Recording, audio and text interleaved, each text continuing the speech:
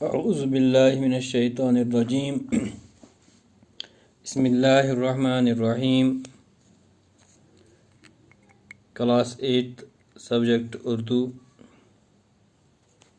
پیارے بچوں، آج ہم نیا سبق پڑھیں گے، اس کا نام ہے آزمائش شرط ہے۔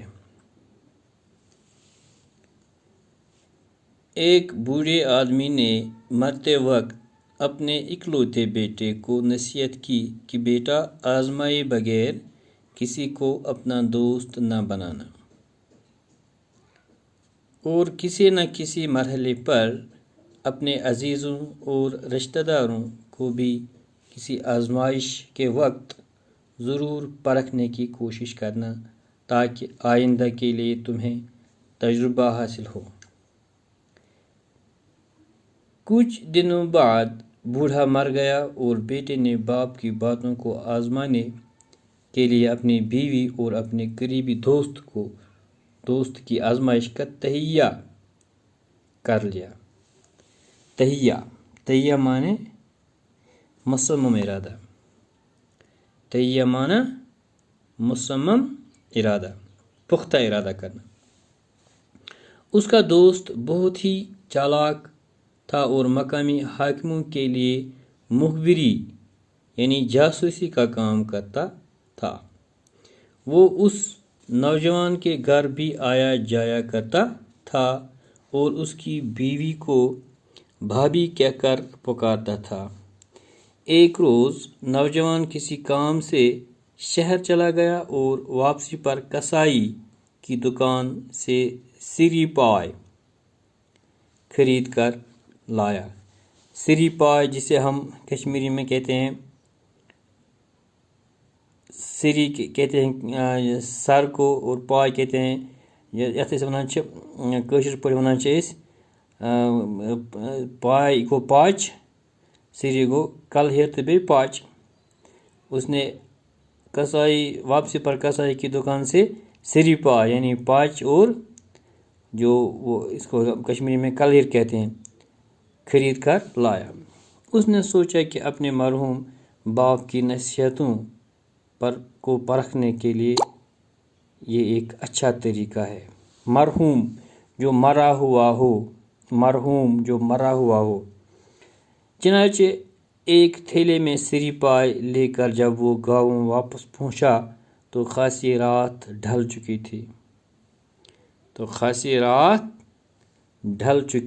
تھی۔ اس نے اندھیرے میں گھبرائی ہوئی آواز میں اپنی بیوی سے کہا کہ وہ گھر میں روشنی نہ کرے اور ایک کدال لے کر چپ چاپ آنگن میں ایک گڑھا کھودنے لگا۔ کدال کہتے ہیں کسے؟ کھانچ جسے ہم کہتے ہیں کشمیری میں۔ بیوی کی حیرت کو خوف و دہشت میں تبدیل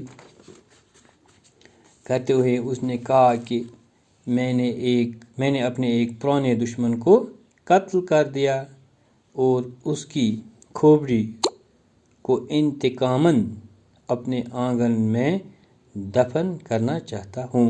انتقاماً یعنی بدلے میں، انتقام بدلہ، انتقاماً بدلے میں، یعنی میں اس دشمن کو، اپنے پرانے دشمن کو بدلے میں اپنے آنگن میں اس کو دفن کرنا چاہتا ہوں۔ بیوی چپ چاپ گڑھا کھودتی رہی اور نوجوان نے اپنے ہاتھوں سے تھیلے میں رکھی ہوئی دشمن کی کھوپڑی کو دفن کر دیا۔ اس کام سے فارغ ہو کر نوجوان تو گہری نیند سو گیا، لیکن اس کی بیوی کو خوف کے مارے ساری رات نیند نہ آ سکی۔ صبح کو نوجوان کہیں کام کرنے کے لیے چلا گیا تو اس کا دوست جو سرکاری جاسوس تھا اس کے گھر میں داخل ہوا اور نوجوان کے بارے میں دریافت کرنے لگا۔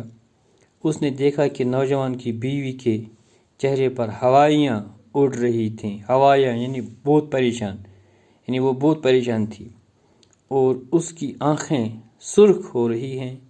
پہلے تو وہ سمجھا کہ میاں بیوی میں کچھ ناچاکی ہو گئی ہوگی، ناچک یعنی لڑائی ہو گئی ہوگی، لیکن یہ بات اسے خلاف معمول محسوس ہوئی اور اس نے پوچھ ہی لیا کہ بھابھی سچ مجھ بتائیں کیا بات ہے۔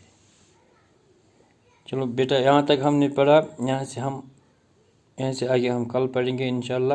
تو آج اتنا ہی، باقی والسلام۔